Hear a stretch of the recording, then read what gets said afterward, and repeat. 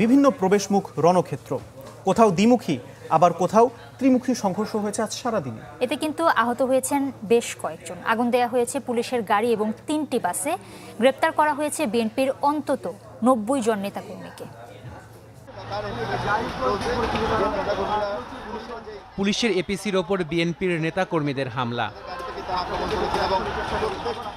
ঘটনার সূত্রপাত মাতুয়াল শিশু ও মাতৃস্বাস্থ্য ইনস্টিটিউটের সামনে বিএনপির নেতাকর্মীদের অবস্থানকে কেন্দ্র করে।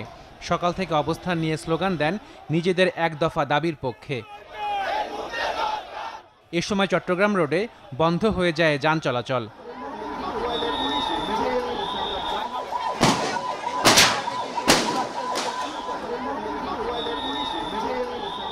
অবস্থানের 20 মিনিট পর ঘটনাস্থলে আসে আইনশৃঙ্খলা বাহিনী। বিএনপি নেতাদের ছত্রভঙ্গ করতে ফাঁকা গুলি ছোড়ে পুলিশ। পাল্টা জবাবে পুলিশকে লক্ষ্য করে